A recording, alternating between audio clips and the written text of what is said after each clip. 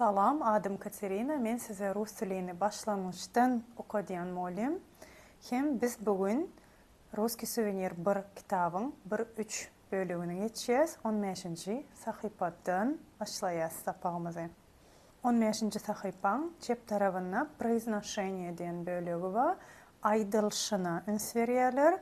Hem şu z, s, ş, ş, ç seslere has üns veriliyor.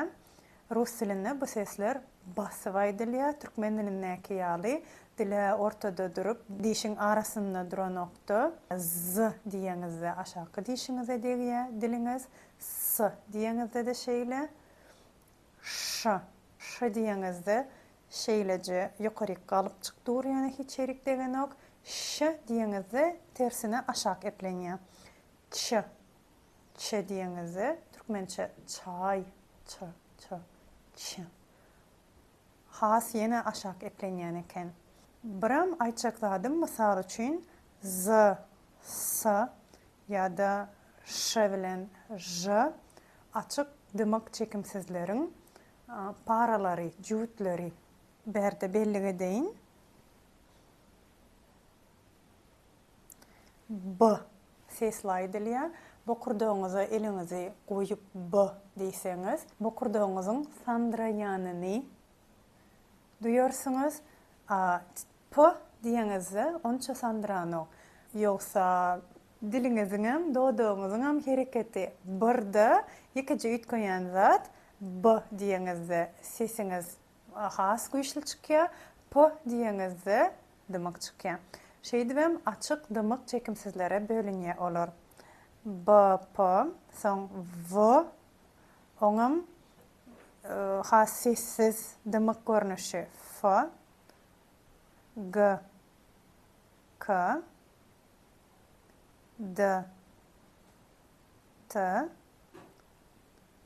J, Ş, Z, S. Şeydip iki etaja bölsek, yukarıdakiler açık çekimsizler, aşağıkilerim dımak çekimsizler. Özüm BP ayrı geliyor, VF ayrı geliyor, GK ayrı geliyor, DT, JŞ, ZS 6 sani cüvde bölünen yukarıkilerin hemmesini elimizi bokurduğumuza koysak, bokurduğumuz sandıraya, aşağıkilarda onça sandıranok. Gelecekte произношение aydılış için size bu paraları, bu 12 sani çekimsizi bilmek öğren vacip. Şu vaattan bilip koyun, sonra yine şunu ünsünüzü çekecek. Devam edelim. Bölümümüzün adı Как вас зовут? Görüyorsunuz mu? S, Z sesler geliyor olin, şoları basıp aytmalı. Men Türkmençe kavagıt şey dep gürlep başlasam, şivedir öydiyələr olin, dəl Rus akcent ol. Sebebi hakiki Ruslar sesleri basıp aydıp öğrenşen. Rus dilinde basıp aydılar. Как вас зовут? Sizden basıp aytmanı öğrenin. Bu aşağı izvelen tanışacağız. Здравствуйте. Меня зовут Нина diye, а как вас зовут? Salam diye, меня зовут Nina. Menin adım Nina deyip tercüme edersiniz elbette. Sebebi Rus dilinin Türkmen diline ya da tersine. Biz söz tercüme edemiz ok. Yönü, birden anırsının manisini bilecek deyseniz, ona zovut sözü звать işliği çağırmak manini veriyor. Gönüden gönü. Ondan как тебя зовут deyip soramızda asıl seni ne edip çağırıyorlar? Seni çağıranlarına niye mi diyorlar demek. Bizde senin adın ne mi deyip ad sözü yok şu cümlede. Beydip soramızda seni ne edip çağırıyorlar diyez. Yani elbette Türkmençe beydip tercüme edip olmaya. İnne a как вас зовут diyenle sizin adınız ne mi deyip soradığı. Yönü söz tercüme etsek, ona sizi ne edip çağırıyorlar diye. Men muňa näme üçin ünsüňizi çekýän? Şutaýdaky miňa, vas sözler men ki, sen ki diýmek däl aslynda. Meni, seni diýen ýaly goşulmasy başgaçarak. Indi, как вас зовут? Sizin adyňyz näme? Как тебя зовут? Senin adyň näme? Ýa-da öz adyňyzy aýtjak bolsaňyz, меня зовут plany diýbem, izinden adyňyzy aýdýaňyz. Meniň adym diýip izinden dowam edýäňiz. Şunu ýadyňyza saklaň, soň ýene dolanaryn oňa. Hem şol tanışmak bilen bagly, adyňyzy aýtmak bilen bagly gönükmäni edil aşagyna. Mike bolsaňyz, direktor bolsaňyz, näme diýersiňiz? Salam, meniň adym Mike, men direktor diýersiňiz. Здравствуйте. Salam. Меня зовут Майк, meniň adym Mike. Я директор, men direktor, men müdür diýdigi bolýar. Ýa-da Жанна sekretar bolsa, nädip özüni tanıştyrar? Salam, meniň adym Жанна, men sekretar diýer, men katip diýer. Здравствуйте, меня зовут Жанна, я sekretar. Izinden misal üçin Yana atlygy gelýär, ola menejer eken. Здравствуйте, меня зовут Яна, я менеджер diýer. Şeýdibem izinden aklarda da şol atly, şol kärli adam özüni nädip tanıştyrardy diýip olara derek özüňiz gürläň, praktika ediň. Indik sahypa geçsek, 16-njy sahypa. Has köp kärlerden täze sözler berilýär size. Новые слова, täze sözler gelýär. Hem çep tarapda rusçasy bar bolsa, köplenç halkara sözler, kitap ingliz tilliler üçin ýazylan soň, ingliz tilinde de barrak, meňdeşirek sözler alındy. Sağ tarapda bolsa, boş yerler dur, siz öz diliňizde terjimesini ýazyp bilerýäli. Nüştaýda administrator, türkmençede administrator myka diýen, türkmençesi ýok. Edarada resmi nama zat kabul edici bolýar myka diýen. Arxitektor bolanny türkmen sözü var, binagar. Assistent, kömekçi, atlet, ýeňil atletikada, agyr atletikada turgan. Barman, barda kokteyl garýan adam, oňam türkmençesi ýok myka diýen. Bankir, bank egesi, bank işgäri däldir ünsveriň. Biznesmen, işewir diýäs biz türkmençe. Bugalter, hasapçı. Водитель, sürücü, şoför, bilýän sözüňiz. Dizayner, bezekçi. Diplomat, ýurtlaryň arasyndaky gatnaşyklary ýola goýan işgär, halkara gatnaşyklarda işleýän. Direktor, müdür. Injener, türkmençede injener myka diýen. Kommentatoryň tesvirçi ady bar bolyn. Ulanylýan myka. Sportda ýaryş gidip durka, telewizorda näme bolup geçýänini aýdyp berýän, düşündirip berýän adam bir wada. Konsultant, maslahatçı. Dükanda bolup biler, mysal üçin eşigiň dogry renkini, razmerini saýlap berip getirip berýän adam. Kuryer, dostavщик, eltip berjimi? Menejer, dolandyrjy. Poet, şahyr. Prezident, türkmençede prezident, ýurduň baş tutany.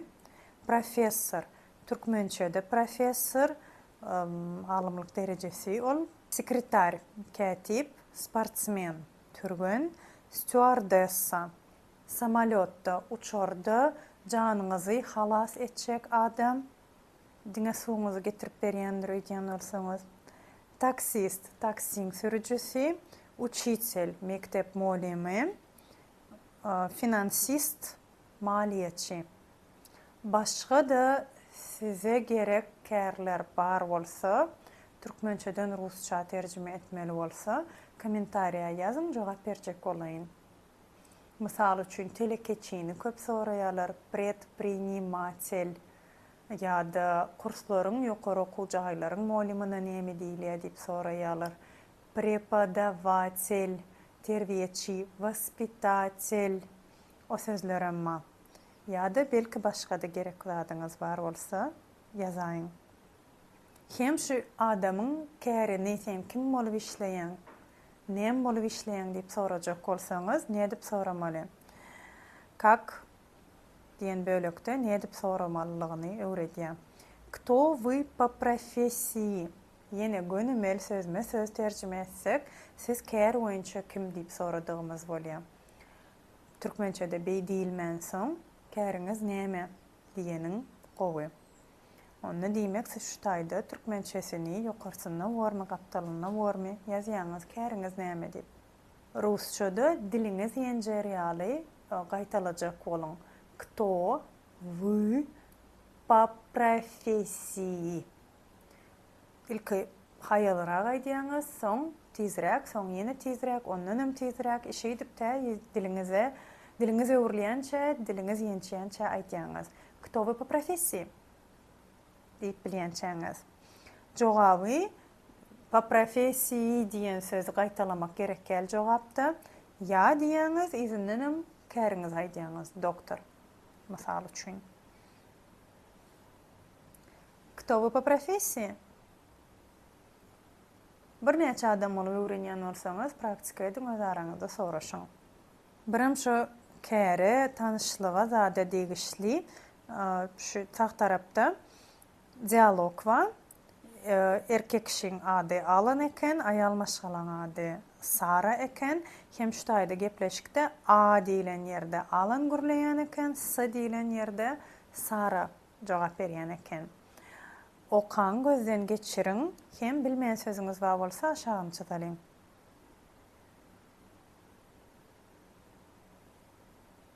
Meniň bilişimçe şu taýda siz diňe interesna sözüni bilýän näsiňiz. Очень интересно diýip Sara jogap berende, olam ören gyzykly diýmek. Türkmençe öwreýin, siz dogry düşünipsiňizmi? Barlaň. Salam, men Alan, a siziň adyňyz näme diýe? Olam jogap berýär. Salam Alan, meniň adym Sara. Tanışanymy ören şat, menem şat. Onsoň Alan soraýar, Sara, siziň käriňiz näme? Olam, men stewardessa diýip jogap berýär. A siz Beylekem, men inžener diýär. Saraň aýdýan zady ören gyzykly. Alan soraýasyň, Sara, nomeryňyzy alsam bolýarmy diýär. Sara da nomeryny berýär, meniň nomerym plança diýär. Inni, şu dialog boýunça çep ýüzünde sorawlar var. Кто Sara по профессии? Sizem jogap berýäňiz. Ana, Sara derek. Stewardessa. İkinci soru. Кто Alan по профессии?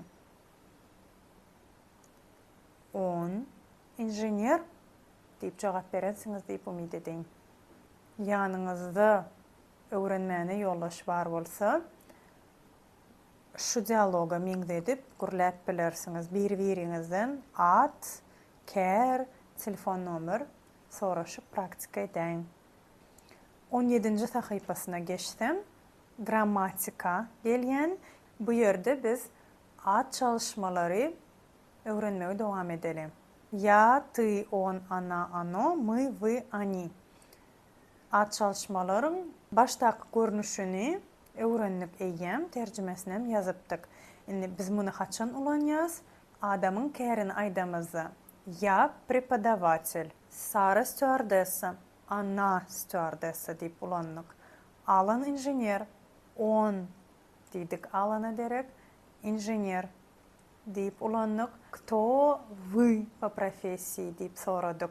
Şu görnüşleri kärde ulanýan bolsak, sağ tarapdakylary atlarda ulanýas. Меня зовут Екатерина.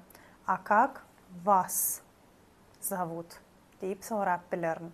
Hem ýadyňyzdamy, meni Yekaterina diýip çagyrýarlar, diýdigim bolýar sözme-söz. Türkmençe terjime edemizde bolyn, meniň adym Yekaterina diýdigim bolýar. Inni, seredin bärde goşulmasy dälle türkmen diline men, meni, meniň diýeňizde diňe soň jagaşy ütkeýän bolsa, rus dilini bu at çalışmaların käbägi tutuş sözü ütkep bilýän. Şoň üçin ya tutmaly bolýaňyz. Kärlerde ya diýen bolsaňyz, atlarda меня diýäňiz. Я преподаватель, меня зовут Екатерина. Kärlerde ты diýip ulanýan bolsaňyz, sen atlarda тебя diýip ulanýaňyz. Кто ты по профессии, как тебя зовут diýip sorap bilerin.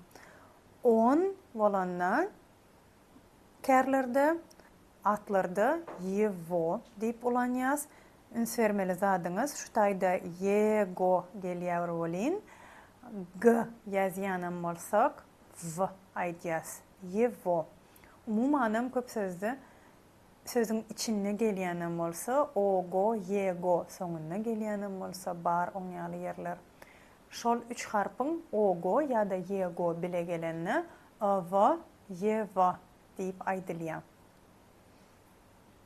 Ana diýen bolsa kärde, atda yiyo ulanýas. Mysal üçin, ogyzyň käri näme, onuň ady näme diýip soramyzda, кто она по профессии, как её зовут diýip sorars. Ano bolanna birden ortalykda bir zat bar bolsa, его diýip ulanarsyňyz ýene. On bilen dengelýär bu görnüşi. Мы biz bolanna нас diýersiňiz. Мы преподаватели, нас зовут Екатерина и, не знаю, Михаил. Diýip bolar. Вы siz bolsa, kärde вас atda ulanylýan görnüşi. Кто вы по профессии, как вас зовут diýers. Они derek bolsa, их ulanylýan at aýdylanna.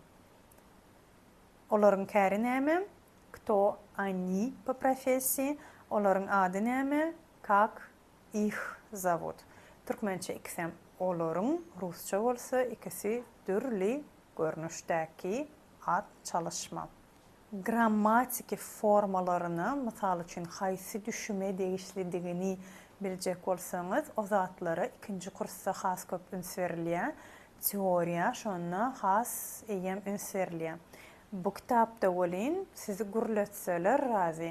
Şo durşuny diňe ya tutun, bolşy ýaly kabul edin bolany. Başga zat sizden talap edilen ok. Häzirlikçe. Soň bolsa ikinji kursyň kitabyny, bulara imenitelni падеж eken, bulara roditelni падеж eken diýip göz ýetirersiňiz. Nem üçin beýdilýär, başga haýsy ýagdaýlarda beýdilýänine ünsüňizi çekerler. Häzirlikçe diňe bula kärde diýilýän eken, bulam atda diýilýän eken diýip kelläňize ýazyk goýun, bolly başga sorag zat kelläňize döräbem oturmasyn. Gittik praktika edelim. Aşağında bir görnüşte Jack diýip at ýazylypdyr. Indi adynan bilýäs onuň. Özüm kapitandy ýadyňyza düşýärmi? Indi bu kapitan, onuň ady Jack diýen bolsak, это капитан, его зовут Jack diýäs. Şo его зовут diýen görnüşini ulanýas. Erkek kişi eken ol diýäs, onuň ady diýäs. Şeýdibem, onuň ady Jack diýjek bolsak, его зовут diýers. Bärdäki sağ tarapdaky erkek kişiň ady Bruno eken, kärem doktor eken. Bu doktor onuň ady Bruno diýmek üçin onuň diýemizde de ýene erkegi göz öňüne tutýas. On sözün garşysyna söz ulanırız. Hem это доктор, его зовут Bruno diýersiňiz diýip umyd edeýin. Его diýeňizde de yego diýip ýazýaňyz, aýdaňyzda его aýdýaňyz. Onsoň modeliň ady Yelena eken, bu model onuň ady Yelena diýmek üçin näme diýäňiz rusça?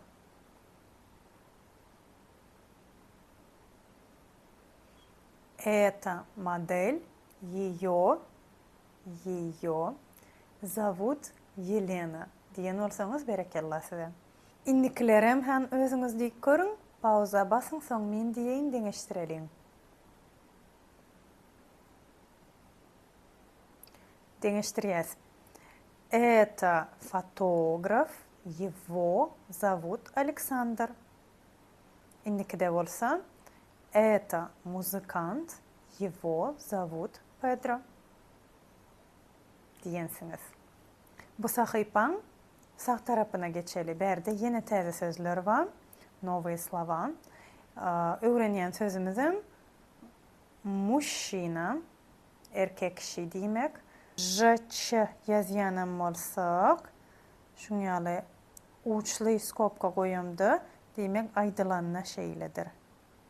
Aydılanna ş aydılyan. Şu j-ç derek. Мужчина. Мужчина. Erkek kişi. Женщина. Ye harfın üstüne basım dur. Has da yok şu harf. Женщина. Ayal maşgala. Молодой человек. Yaş. Yigit. Девушка. Yaş. Kız. Durmuşa çıkaycı kız. Ondan sonra молодой человек ile девушка 12 yaştan ululara deyilgen. Onun kiçileri olsa мальчик. Oğlancık, девочка, kızcağız diyez.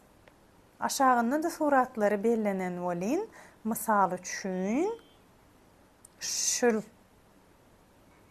adama yukarı altı sözün haysi biri has doğru qavat gelyen. Мужчинаdır, doğru değil mi? Onu demek mужчина номер 1 Süştaydı Mikhail'in aşağına birliği koyyanız 4 burçluğun içine. Потом Kaptalınaki adama haysi söz has kol gelişer. Yankı yukarıdaki altısından. Женщинаdır, doğru mu? Это номер 2. Ştaydı ikilik bilen geliyor olin женщина.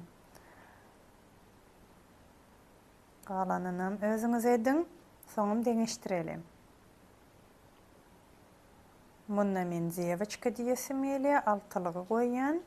Son bula мальчиктır, beşliği koyun. Son bula молодой человек'tir, üçlüğü koyun. Bulan девушкаdır, dörtlüğü koyun. Lukan ettim. Aşağını da şolar bilen praktika edeli. Ataşım eken. Катя adlı kızcağız var berde. Hem misallaydılan. Это девочка, ее зовут Катя. Bu kızcağız, onun adı Катя. Dine kərlər bilenlerle cinsi yaşı bilenim bağlaştırıyorlar tanışlığı. Son aşağını ayal maşgaladır. Adam Yuliya eken. Ondan bu ayal maşgala onun adı Yuliya demek için Rusça nemi diyeniz. Это женщина. Onun diyemezde de ayal maşgala deyişli. Ее зовут Юлия diyersiniz. Süçtük yukarıdaki da erkek kişidir. Mark adı. Bul erkek kişi, onun adı Mark demek için siz Rusça. Hava. Это мужчина. Его зовут Mark diyeniz. Yazanızda birden yazacak deyseniz mужчина, его diyersiniz olin. Aydanızda мужчина, его diyeniz. Aşağını oğlancık var, adam Daniil eken. Bul oğlancık, onun adı Daniil deyin hani Rusça. Это мальчик, его зовут Daniil diyensiniz. Yine tüştük. Oğlan var, adam Sergey, özüm olarak oğlan. Это молодой человек, его зовут Sergey deymeli varsınız. Aşağında da kız var, durmuşa çıkaymalı kız. Adam Victoria eken. Onu Rusça demek için это девушка, ее зовут Victoria diyensiniz. 18-nji sahypa geçseňiz, ýene şonuň bilen gönükmelerde işläp dowam edýäňiz. Seyrediň. Женщина, Maria, model sözler ulanyp biz rusça nähili sözlem dizip bilýäs.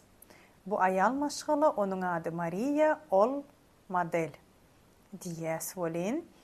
Bu ayal maşgaly diýmek üçin это женщина diýäs. Onsoň onuň ady Maria diýmek üçin ýanky 17-nji sahypadaky tablitsanyň atlar bilen ulanylýan bölegini alýas. Ana sözün karşısına yiyodur. Demek, yiyo zavut Maria diýäs. Hem şol tablitsaň çep tarabyndaky bölegini kärler üçin ulanýadyk. Model sözü bilen ayal maşgala ulanylýan söz ana. Ana model. Berdide edil şo men aýdýan zadym ýazylan. Эта женщина, её зовут Мария, она модель. Demek, çep tarapdaky sözleri ikincide mysal üçin Zevушка, Veronika, studentka sözleri ulanyp sağ tarapda sözlem dizmeli. Bu kız, onuň ady Veronika, ol talip. Diýmek üçin rusça näme diýäňiz? Это девушка, её зовут Veronika, она студентка diýensiňiz dogry dämi? Üçüncüde молодой человек, Александр, фотограф berilen. Bu oglan, onuň ady Александр, ol fotograf, suratçy eken. Diýmek üçin sağ tarapda ýazýan sözlemiňiz. Это молодой человек, onuň ady Александр. Его зовут Александр. Он фотограф diýäňiz. 17-nji sahypadaky tablitsada şol gawat gelýär. On sözü dur, gapdalanda da его sözü dur. Demek, on fotograf diýäs, его зовут Александр diýäs, erkekde şol iki sözü ulanýas.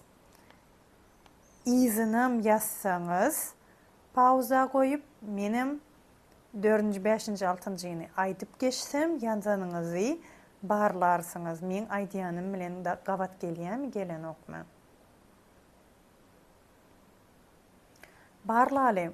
Номер 4. Это мужчина. Его зовут Сергей. Он спортсмен. Номер 5. Это мужчина. Его зовут Андрей. Он бизнесмен. Номер 6. Это молодой человек. Его зовут Роман. Он журналист. Deyip yazan bolsaňyz, özüňize ýyldızjykmy, smailikmi, ýürejikmi, beşlikmi goýup bilersiňiz. Biram ýene şo tema degişli, ýene bir dialog gelýär. Известная актриса diýip. Şo dialogda da näme tanış sözler öňüňizden çykjak. Известная актриса, meşhur, belli kino oýunçysy, olam aýal maşgala, dogrymy? Fanat bolanna şol belli meşhur adamyň muştogy. Автограф belli meşhur adamyň goly, ýadygarlyk hökmünde goýulan goly. Извините bolsa bagyşlaň diýmek. Dialog okusak,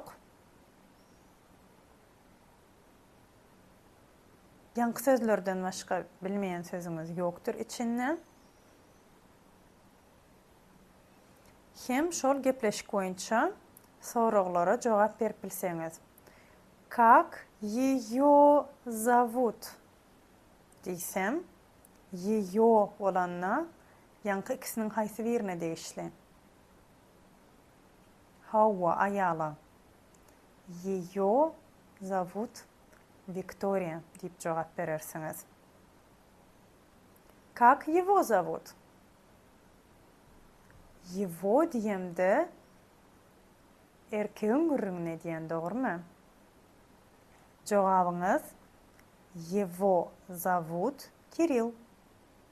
İkisinem как её зовут diýemde de, как его зовут diýemde de türkmençe onuň ady näme diýip terjime edýäs. rus dilin gow tarabı şo soragda ýam haýsy biriniň gurrumynyň gidýänini aňyp bolýar. Hem rus dilin aňsat tarapy şol, rus diline düşünmek aňsat. Sebäbi hemme zat anyk çürt kesik, her zat üçin öz aýratyn sözü we her zat üçin öz aýratyn goşulmasy we emma gurlemek kyn. Şoň üçin kyn. Sebäbi her zadyň öz aýratyn sözüni, goşulmasyny bilmeli bolýar. Üçüncü soru. Kto она по профессии? Diýemde ana diýenim üçin aýal maşgalan gurrumynyň gidýänini bilýäňiz. Jogabyňyz ana известная актриса. Iň soňky soru bolsa, kto on? On diýemde erken gurrumynyň gidýäni belli. On fanat diýip bilersiz. Hem özüňizçe şuňa meňdeş dialog düzüp bilersiňiz. 19-njy sahypa geçsek, abzor gelýän. Hem abzorda birinji bölümde näme geçen bolsaňyz, hemme zady gaýtalaýaňyz. Her bölümüň soňunda da şol abzor gelýän. Tutuş 1-1, 1-2, 1-3 bölökleriň içinde näme gelen bolsa şolary gaýtalaýaňyz.